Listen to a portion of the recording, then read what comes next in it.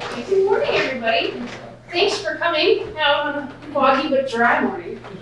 My name is Carson Heisinger. I'm the Reference and Adult Services Librarian here at the Bennington Free Library. We are very fortunate to be hosting the Bennington County Solid Waste Alliance. You all know why you're here. I'm just going to say restrooms are on the first floor. Paula is a generous presenter, so if you need to stop, I'm sure she'll let you. And thank you for being here. My pleasure. Thank you all for coming. So I'm going to start off today's event presentation with a PowerPoint presentation. I'm not trying to put you to sleep, but give you good information. And I'll be around for lots of questions, and we can go off on side topics if we need to. The presentation is about 20-25 minutes, so just hang tight with your questions, and we'll answer them as soon as it's finished. Okay? Thanks so much.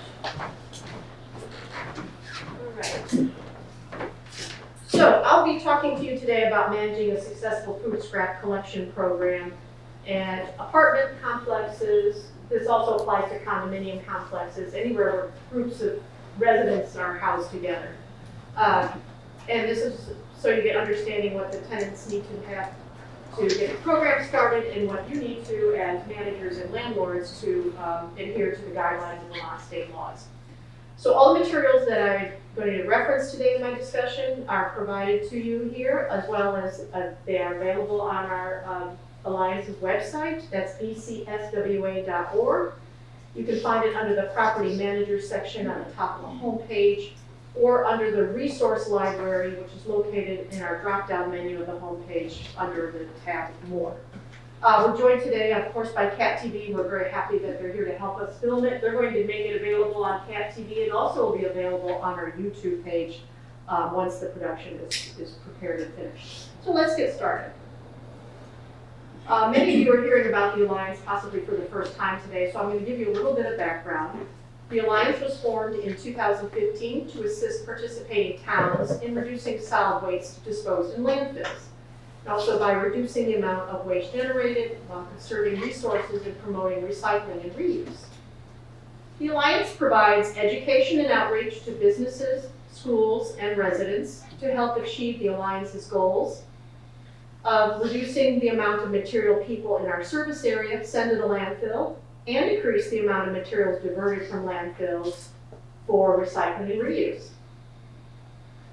The Alliance is made up of 13 towns: Arlington, Bennington, Dorset, Glastonbury, Manchester, Powell, Rupert, Sandgate, Searsburg, Shaftesbury, Stamford, Sunderland, and Woodford. The towns of Peru, Reedsboro, Londonderry, Landgrove, and Winhall, while in Bennington County, are not part of the Alliance. They are members of other solid waste entities. All of the businesses, residents, schools, and organizations located within the Alliance can take advantage of our services. Services the Alliance provides include solid waste audits, where we visit a business or location, review the waste management practices, and offer technical assistance in managing solid waste.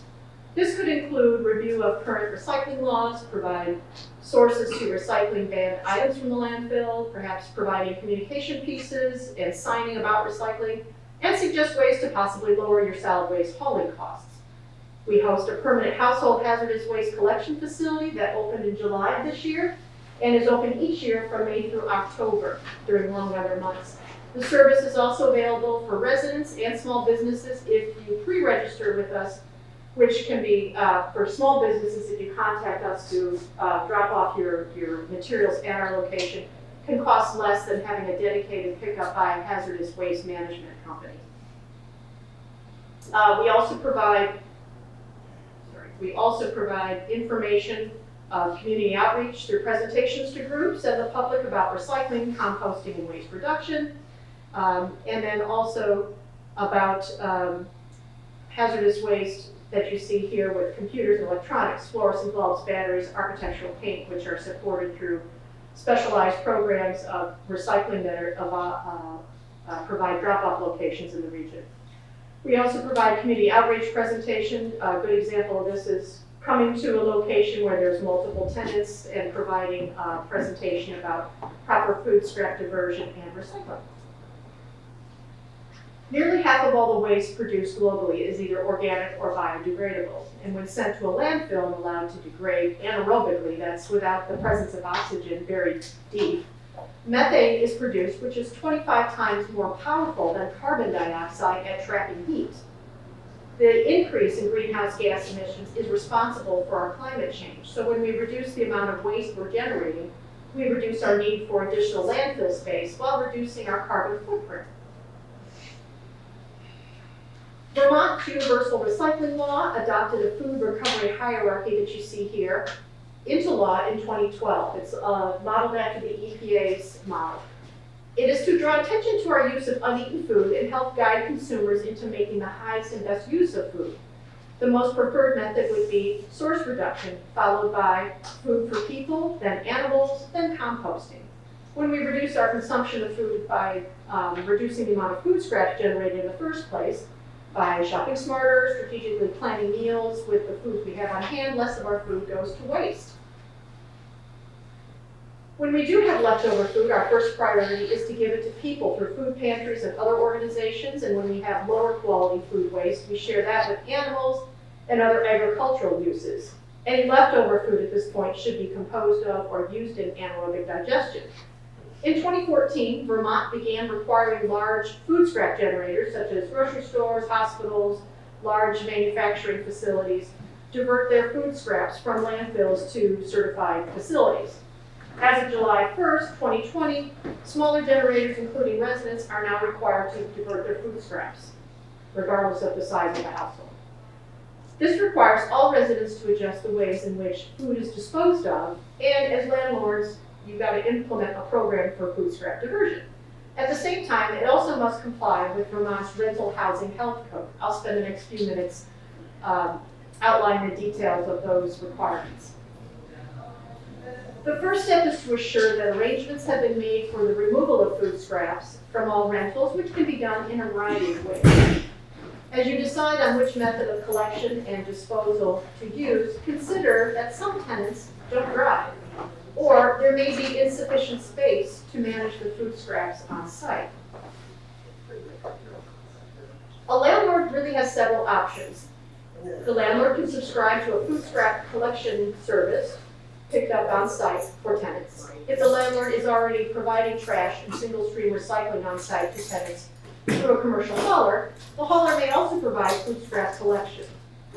The law gets a little murky here, as haulers are only required to offer pickup of food scraps from commercial accounts that they already have, or new ones, and residential addresses with 4 or more units. If, however, the landlord of fewer than 4 units is already receiving trash pickup from a hauler, your hauler may be willing to offer food scrap collection service as well. Many of the larger haulers in the area are expanding their services, and newer companies are coming into the marketplace throughout Vermont to meet the increased demand for this service. If you as a landlord don't have a hauler or work with a hauler that doesn't yet provide the service, you can look up food scrap haulers on the state's website. That is vtrecycles.com. Our website also has a dedicated section to haulers' names that list all their offering of services, and we update that regularly as we get more information about new companies coming into the marketplace. Another option is to ensure tenants bring food scraps to a drop-off location such as a transfer station, farm, or community composting facility. Yet another option is to set up a backyard composting system or placing a solar digester for tenants. And finally, landlords can also require tenants to make an independent plan to manage their food scraps separate of their trash and recycling, so long as the landlord is able to confirm that this is actually happening. Regardless of which of the options I mentioned is chosen, in addition to trash and recycling bins, a landlord must provide durable and watertight receptacles for food scraps that are stored outside until they are either hauled away, brought to a drop-off location, or composted off-site. A properly managed compost bin or solar digester also fulfills this requirement. Tenants may also take their scraps directly to these receptacles instead of placing them in another collection bin, as is typically done when food scraps are picked up by a hauler. An outside container is not required if tenants are taking scraps themselves directly from their kitchen to a drop-off location, such as a farm, a community compost facility, or a transfer station. Landlords are not required to provide kitchen containers, but may provide these to encourage good food scrap management habits. When commercial haulers provide food scrap collection, they typically provide containers, either such as rolling carts to trash, similar to trash and recycling carts, to store outside or within a shed or garage. Or they may provide a bucket for each unit or two, just depending on the hauler's preference. If the hauler does not provide a container while the scraps are stored outside, the landlord must provide this receptacle. When the landlord is coordinating drop-offs, say to a transfer station, 2 to 5 gallon size buckets work well when you have lids on top for each unit's food scraps. For backyard composting, if someone is willing to actively manage the bins or piles, landlords can install backyard compost bins or can also install a solar digester. The latter do not require much maintenance when set up properly, and they only need to be emptied every few years. I'm referring to the item on the right there, that's the solar digester. Furthermore, the code requires landlords to keep common areas and other parts of the premises not used as dwelling space in a clean and sanitary condition, free of trash, recyclables, and food scraps. They also must ensure that trash, recycling, and food scrap containers and systems do not attract pests or create a public health hazard.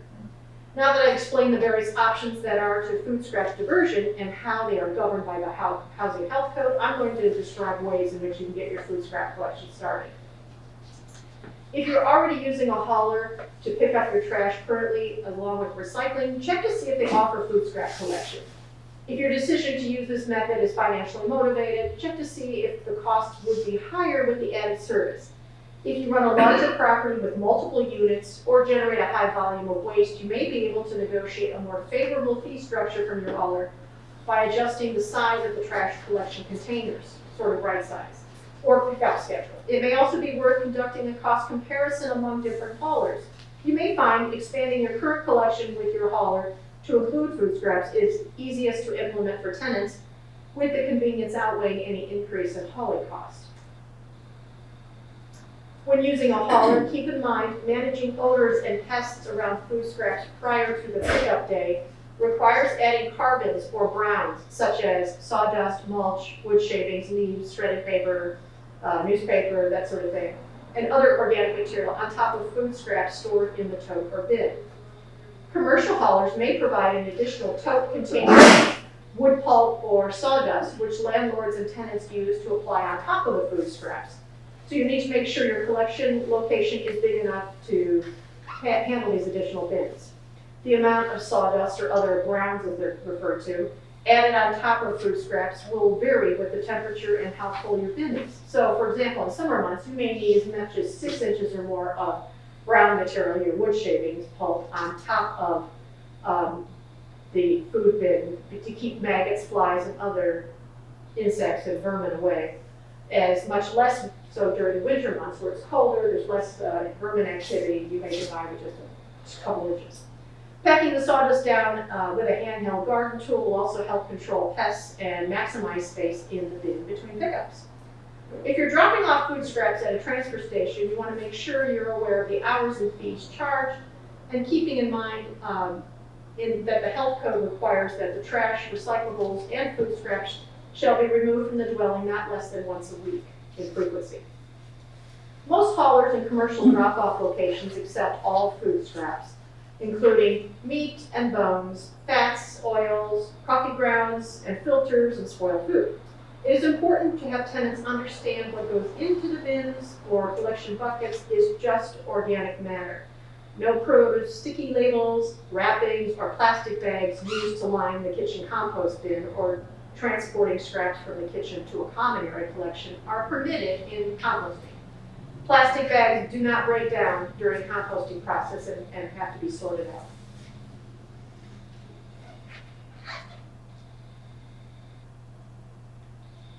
Our local commercial composting facility in Bennington, that's at the transfer station, only accepts disposable bags that are labeled BPI certified compostable, which means the bag material breaks down according to strict standards required for proper composition of composting.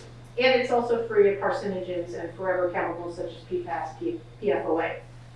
On a side note, Certified compostable bags used as a bucket liner can be expensive. Some folks use them because you're using them continuously, they get expensive over a long period of time. And their quality through various manufacturers can vary widely. A less expensive method may be to line a small bucket with newspaper and wash it out after you've dumped all the material, including the newspaper, into a larger collection tote. Hardware stores and online bulk wholesalers sell buckets with lids. Some restaurants, bakeries, grocery stores, and food manufacturers end up with extra buckets with their bulk food supply and give them away for free. You can also check websites like Recycle Networks or places like Front Porch Forum that are where they're sometimes advertised for giveaway. If you maintain just a few residential units, composting food scraps in your backyard can also be an easy solution if you or your tenants are willing to actively manage the piles throughout the year. Finished compost is an excellent soil amendment to gardens and lawns, which adds nutrients, reduces soil runoff, and protects against drought. Compost bins can be made of a variety of materials, but plastic compost bins purchased at hardware stores or through the Alliance during summer months can be purchased through us, are an economical and easy way to get started. We sell them at cost. Tenants composting in the backyard should be reminded that leftover meat and bones should be placed in the trash rather than in the compost bin, as their composting system won't reach a temperature high enough to properly break down the material, and it can attract unwanted animals. The key to managing a successful composting program is to understand the techniques for proper breakdown to keep animals away while maintaining healthy sanitary conditions on site. University of Vermont offers an extension, through their extension, offers a master composting course online each fall if you'd like to sign up. And the state of Vermont also has resources as well for successful composting. A number of the items of which are on the table here if you want to look after the presentation here. Solar digesters are also a good solution if you don't have use for the finished compost and just want to break down food scraps. A solar digester will break down all food scraps, including meat, bones, and pet waste. While a digester is more expensive upfront, it requires less looking after once the system is set up than a composting system. In either case, it's important that you size your system to be sufficient to manage the number of units you have or the individuals on site. A single digester manages daily organics from a household average of 3 to 5 members a day. Vermont has seen an increase in human-bear interactions, so it's equally important to take a few steps to discourage bears and to manage your backyard compost bin so it doesn't attract animals. Take down bird feeders during non-winter months. Use 3 times as many browns to greens, the organic matter you're putting in there, to minimize the smell, to speed up the composting process, and regularly turn your compost pile so material breaks down more quickly. That doesn't apply to the solar digester I'm talking about, strictly compost bins. If bear activity persists in your neighborhood, check with your neighbors to see if they have bird feeders up or other food sources attracting the animals. More information about composting and resources to address animal issues can be found in a booklet entitled The Dirt on Composting, which we have copies of here. It's distributed by the Vermont DEC. For any food scrap diversion program to be successful, communication and understanding of the process for tenants is key. It's important to help tenants understand what food scraps are and how you want them collected in their dwelling and brought to a central location area or backyard system. Will you provide them a receptacle such as a bucket with a lid to collect the food scraps in the kitchen to later take them to a collection bin outside? Explain to them the collection schedule if they are at all involved in the taking of collection bins or buckets to the curbside or central location on site to be picked up by your hauler. They need to know what is and is not allowed in the collection tote or compost bin or solar digester. Our website and the state of Vermont's website has downloadable bin signs you can laminate and post above bins identifying proper sorting. You've received a set of what our alliance puts out, which there are 3 sets. 3 bin signs, trash, recycling, and organics. Your hauler may also provide signs for easy sorting of items, and landlords of larger facilities have noticed success with their waste management when they use a tenant within the complex to act sort of as a guide or an influencer, if you will, to instruct tenants on proper sorting and upkeep of the waste sorting area. If tenants are contaminating the bins by putting the wrong item in the wrong place, then send them reminders about proper sorting within the system. It's important to put this whole process in perspective. When tenants understand that the most of what they are, quote, throwing away really isn't trash, but a marketable commodity with a monetary value on items such as paper, aluminum, cardboard, glass, tin, plastic, and food scraps, their behavior about sorting items and making sure items are clean and dry and uncontaminated may change. You'll know that your efforts of educating them are paying off when the bins are looking cleaner and they smell less and they've done their part to reduce their carbon footprint. Now, if they aren't really thinking about that, then maybe they'll at least notice that it doesn't smell as bad. So to recap, landlord has a variety of options to arrange for the removal of food scraps from rentals. The landlord can subscribe to a pickup service where available for tenants, such as a hauler, or ensure tenants bring food scraps to a drop-off, a farm, or a transfer station. They can set up a backyard composting system. Go back, something happened, sorry about that. Composting system, or a solar digester, or require tenants to make an independent plan to manage food scraps separate of their trash and confirm that this happens. Vermont law requires haulers to collect food scraps from commercial accounts and residential addresses of 4 or more units, but haulers may offer the service to addresses with fewer than 4 units. It's purely up to the prerogative of the commercial hauler. A landlord must provide durable and watertight receptacles for food scraps that are stored outside until they are hauled away, brought to a drop-off location, or composted. The exception is when food scraps are brought directly to a backyard composting system or solar digester. A hauler may provide receptacles such as a bin or tote in common areas for collection of everyone's food scraps. If none is provided, the landlord must provide this receptacle. A landlord must keep common areas and other parts of the premises not used for dwelling space clean and in a sanitary condition, free from trash, recyclables, and food scraps. They are to ensure the containers and systems do not attract peels or create a public health hazard. Most commercial haulers accept all food scraps, including meat, bones, fats, oils, coffee grounds, and filters, BPI certified compostable serviceware, and spoiled food. All scraps picked up by a hauler or composted on site must be free of labels. The exception is a hauler that permits bags that are BPI certified compostable. They can be thrown in with the food scraps. Landlords need to allow enough space for additional bins required to collect food scraps and store sawdust browns to put on top of the food scraps, as well as supply adequate signing and information about the waste management program in place. Tenants composting on site in the backyard may discard their meat and bones in the trash, since backyard composting bins do not reach temperatures high enough to ensure proper breakdowns and to avoid attracting animals and pests. Tenants using a solar digester may also add meat, bones, and animal waste to their systems. For proper education to tenants and signing, signing will go a long way to successful waste management system. Landlords should partner with a tenant to help educate and communicate to tenants about correct sorting when there is contamination to ensure the highest and best use of recycled material. As an added point not previously mentioned, but worth talking about here, we encourage larger properties especially to consider offering separating and periodic collection of banned items from the trash, such as electronics or e-waste. Hold it separately and bring it to the transfer station. It doesn't take a lot of time or space, but spares precious elements that can be recycled and reduce potential combustible components such as lithium batteries from being landfilled and also known to start fires. These items can be taken to the transfer station and recycled in a safe manner. In addition, architectural paint, still in liquid form that may be stored on site and no longer used, can be dropped off for recycling at a number of area retailers in quantities up to 5 gallons a day in their original containers.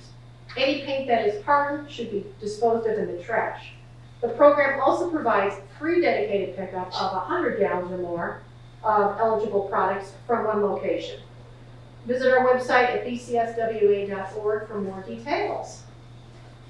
And finally, we'd like to remind folks that household hazardous waste, that includes things like chemicals, pesticides, paints, 1 in 20 gallon or 1 in 20 pound propane tanks, mercury-containing items such as thermometers and thermostats, and alkaline and rechargeable batteries can be dropped off at our permanent household hazardous waste collection facility at the Bennington Transfer Station.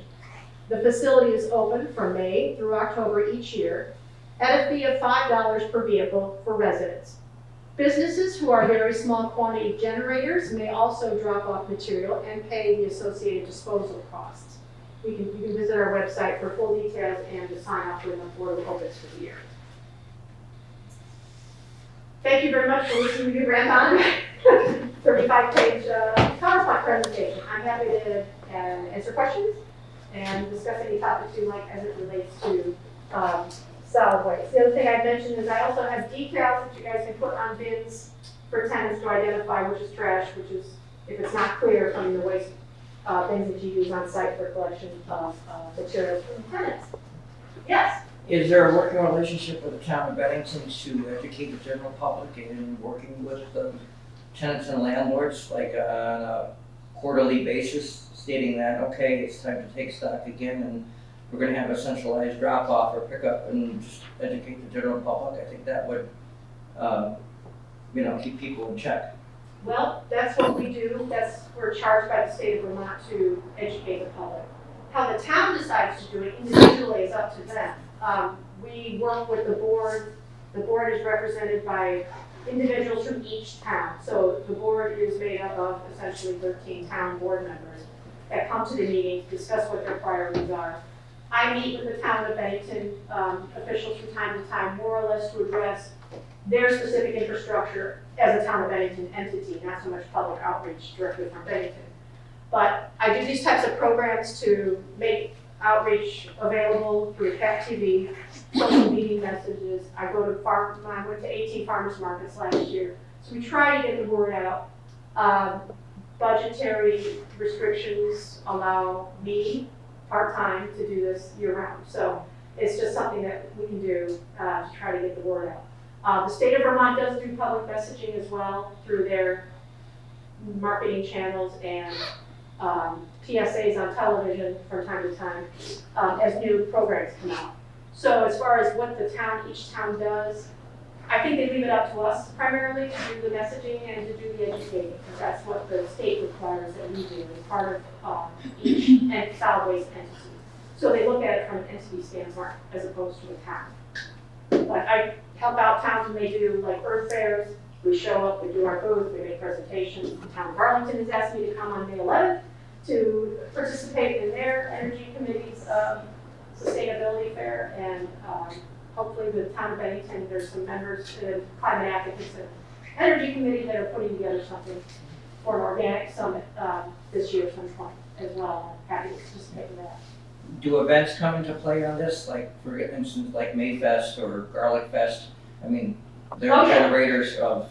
My job is also to meet with event organizers each year and encourage them to let them know the laws.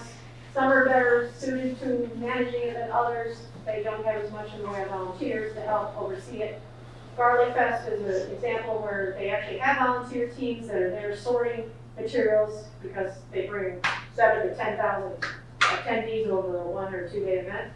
And so they know that they are able to divert, I think last year was something like 750 pounds of food scraps that they're able to send to the organics facility.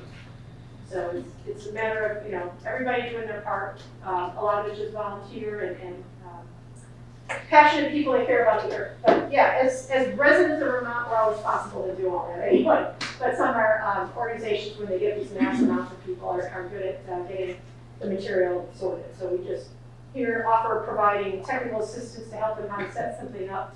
I know some of these people through climate advocates are trying to set up a waste warrior program to provide volunteers to actually attend events, work the events, and help sort the materials at events to make sure the stuff is actually getting sorted and properly recycled and composted.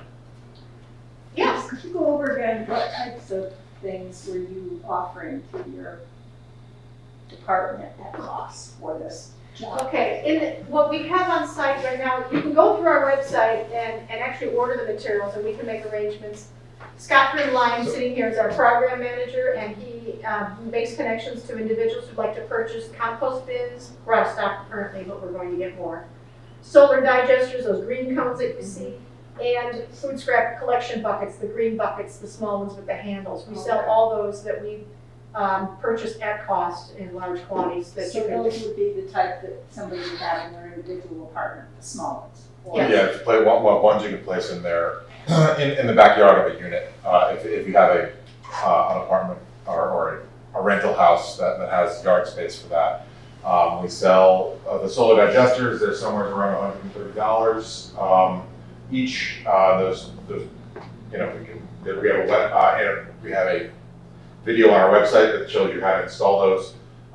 We have compost bins, which run somewhere closer to $80 each. That we again are currently out of stock of, but we will be getting some before the spring and doing another sale. And then we also just have a series of 5-gallon collector buckets that we sell for $15 as well. Those are the current things we have on our store site. If there's interest from the community in providing other things at cost that we can use to encourage more food scrap diversion, then we would also consider that and try to get those on the website as well. Yeah, because we don't have any physical facilities, we don't have like a storefront where we could just sell it through the town offices or something. It's just, we usually make one-on-one appointments to get the things picked up, unless when we hold a sale, which we've done, and we make it available so people can order it online through our website. Then we pick collection day where you actually come to a specified location. I think the last one we did was at Abacus Automation up on the east side of Bennington. You came and you picked up your materials on a given Saturday and walk off with it, so it's easy. And it just keeps the cost down, because you're not paying shipping and all the other stuff. It's less expensive otherwise, so, yes. It looks to me as though the solar digester is the easiest way to go. It is a great thing, but it does have limitation in that, you do have to pay attention to it once in a while, yes. What it does is, it's a big cone, and then underneath it, it has what is like a laundry basket that is, you dig a hole and it's placed subgrade. And then the cone and then the inner liner goes on top. You seal it off literally with the sod that you dug out to make the hole. And then you get an enzymatic starter to put into it, which is a powdered mixture that helps get the thing jump started. So it has enough organic offset to get that going with the food material. Now with green cone, you don't have to add the brown ratio that you would with a compost. What is the brown? The browns are things that are carbon. So your food scraps are considered nitrogen sources. Carbons would be things like wood pulp, dried leaves, newspaper, That's small correct. twigs. Those are carbon items, and it's what is needed to create the composting breakdown process. And that also keeps the smell down Yes. and the vermin away too. Yeah. Helps prevent it from being The solar from digester. rotting food as much as instead of composting food. So how many households could use one The solar? solar digester is really one household with 3 to 5 people. If you have apartments where you just have like one tenant or a couple, Right. you could probably combine several of those apartments to manage. Right. And if they eat out a number of meals a week or they're not eating 3 meals a day at the home, Yeah. you could probably manage that. The solar digester also is something where you don't need to manage it, you just put the materials in. The intention of the design is it seals off like a cap. It doesn't have vents like a compost do. So it's like anaerobic digestion is what it is. It's going down and it does a nice job of fertilizing the ground underneath. A number of people will plant flowers and things around it because it does take the nutrients from what is leaching out into your Right. sub. There's one right behind Heritage Credit Union, and I always say hello to it every day. Yeah, that's great. I'm glad that they're doing that. It is something then that you got to kind of check on and dig out possibly every 2 to 3 years, depending on how much is put in there. And it depends on the quality of your soil as well. Yeah. If you have really good drainage, it works better than if you have a lot of clay. Yeah, prior to actually setting it up, you're going to take your holy dugout and fill it with water to see how long it takes to drain. And it should drain within 45 minutes. Is it a problem that I'm right next to the river?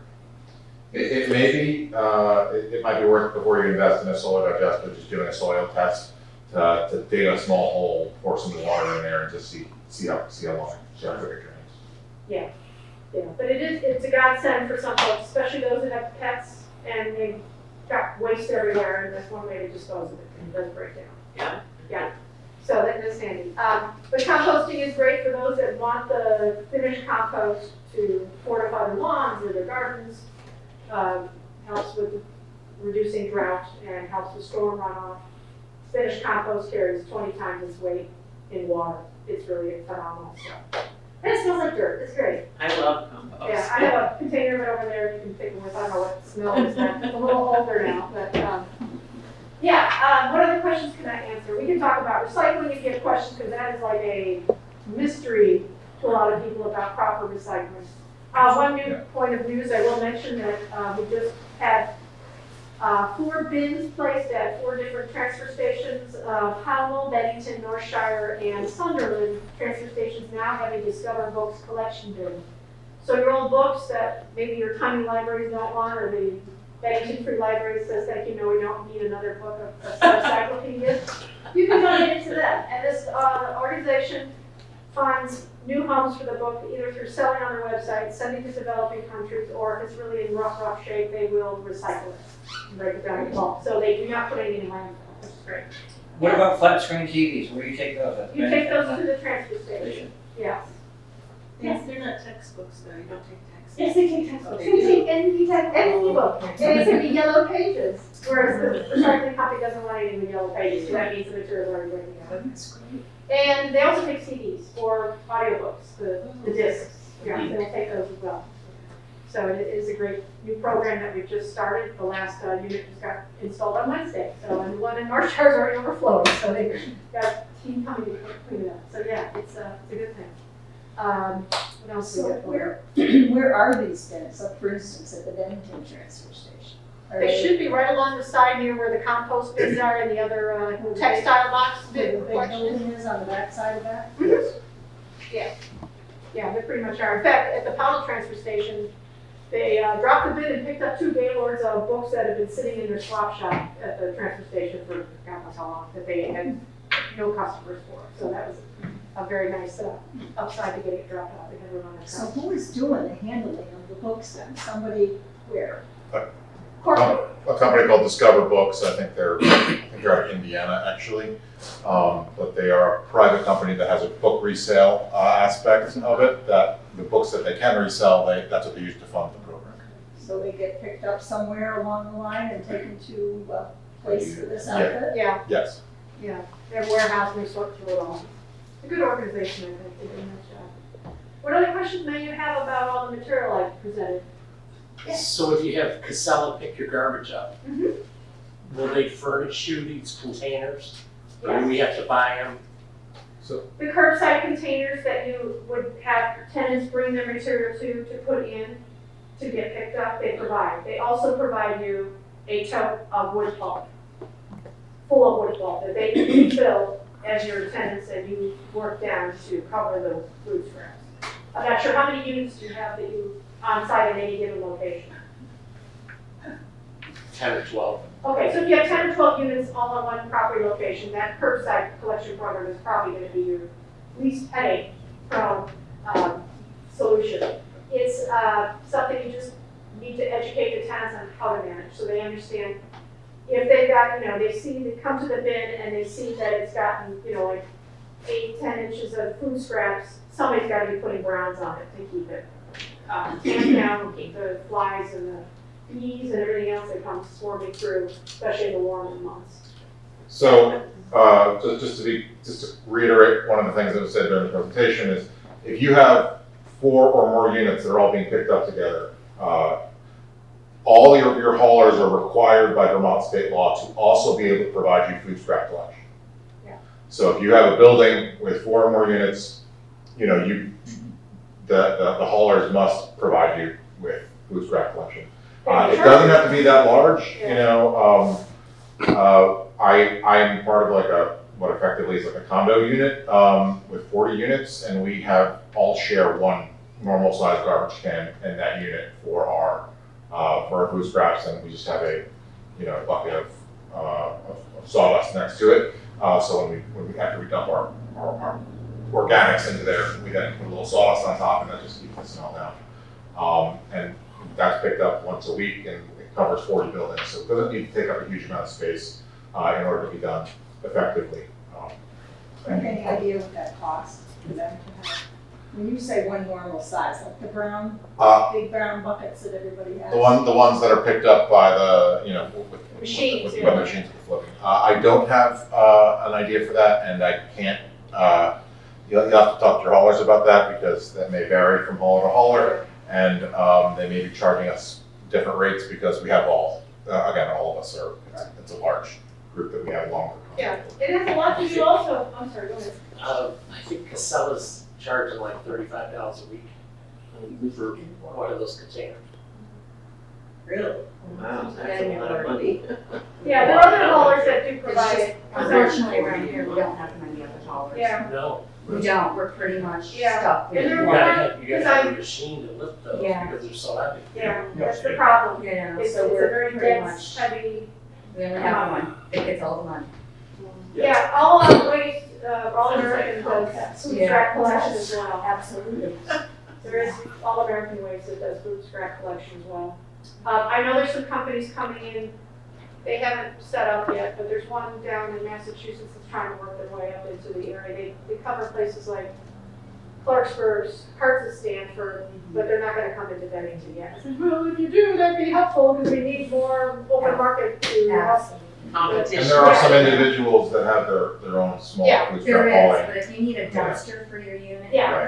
then, or your building, then it's, you don't have any other option. Yeah, there are those that are the 5 gallon bucket variety, but not a whole lot of the totes, because it does require heavy equipment.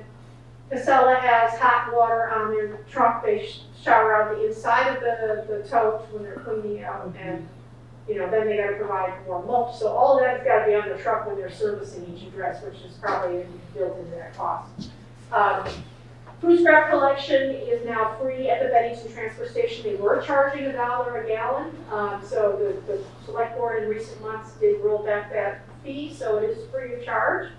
So if you have just a house with maybe 2 or 3 units and somebody says, hey, I go by the transfer station every day of the week, I'll take our food scraps and, in a perfect world, get dropped off, there's that possibility. And if you're a small unit landlord that already has waste handling happening by your individual tenant, then you may just want to add something to your lease, or maybe have an addendum to the lease that relates to food scraps, just so you could sort of prove that you've had a conversation with your tenant about this to the state, if they're ever looking for issues related to compliance on this. Also setting the expectation, when you get a new tenant, especially from outside the area, coming over from Massachusetts or New York, has no clue about food scraps, because we're the only state in the country that has a statewide food scrap ban. Figures. Yeah. Never mind. So there's that, and part of it is just you set the expectation when new tenants come and say, this is what we expect, because this is the law here. And, if they're giving you grief about it, say, well, this is the information, and, anywhere you go, you're gonna have to divert your food scraps, so.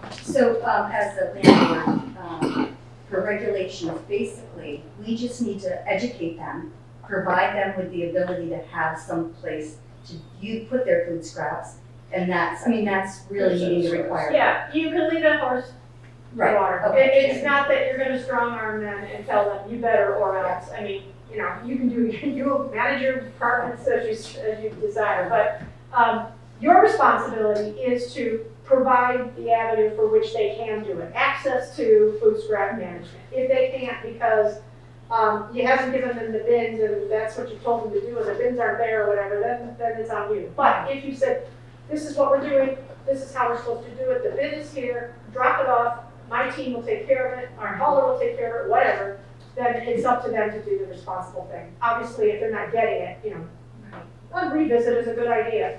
Constant hounding probably isn't gonna get it because they're not gonna wanna do it at some point. But there is enforcement of this law, and it's not by us, or our organization is done by the state. The state has come through because responding to tenant complaints actually on a landlord, a sizable landlord in the community, and came to visit the property, and actually went to the transfer station to check logs to see what was dropped off that did not line up with what the property manager said was being done. And they were in clear violation, so they got a notice of alleged violation, which in itself isn't a horrible thing. It's just like, we're putting in a notice, you gotta correct the thing, and if you don't, we're gonna start fining you. And so they do watch, and now that COVID is lifted primarily, the state has ramped up its enforcement unit, and they are making responding to anyone that makes a complaint. It can be done anonymously, so it could be your tenants, it could be somebody that knows about what's going on or not going on or whatever, so it is something that we do let people know that it does happen. So this is a small detail, but no plastic, none of those compostable plastic bags then, or it sounds like they're just the food scraps. Yeah, it's better to do that if you can certify that it says BPI certified on the bag itself. It can go in the composting bin, but any biodegradable is not compostable. It's a whole different set of chemical reactions that have to occur to get something to compost than it is to biodegrade. So I'm not going to go into all the technical end of it, but essentially biodegradable is not a compostable in any shape or form. So Effectively, Casella wants their compost to be able to be used as topsoil that they can sell, and you know, people can grow things in. And if the wrong types of things are, you know, in the mix, then it's just not going to operate. It's not going to function the way that it would be good topsoil. yeah, I mean, there's like lawsuits going on in Maine where I hear there's commercial farmers that are upset because they bought compost from companies that turn out to have all kinds of stuff in it that isn't suitable, and then now they've got tainted soil that they're trying to get cleared out, and it's a mess because all these years they've had topsoil delivered from an organics facility that doesn't work. So it is something we all have to be mindful of. Yeah, so it's pretty straightforward, but we're here to help. If you've got a large number of tenants, when I say large, I'm saying, you know, like a dozen or something or more, that not getting it and you'd like us to come and help, we're happy to come on site and offer tutorials. We have a demonstration on how a solar digester is installed that Scott and I did for Cat TV. And, you know, we do, I've done Trash Talk, which is a segment reoccurring that I do with Lisa Byers of Cat TV, that we talk about topics related to waste management to educate the public if there's law changes coming into effect or just how to do something right to make it easier, because there's a lot of confusion, especially about recycling in and of itself. The state of Vermont actually, in a recent report that was put out by the Recycling Partnership, which is a not-for-profit organization that partners with corporations, did an entire nationwide study. And believe it or not, Vermont's got the highest access to recycling of any state in the United States. We got the top spot. 92% of our residents have access to recycling facilities. However, only 41% of our citizens are using it. It's still better than the nation average, which is like 21, 22%.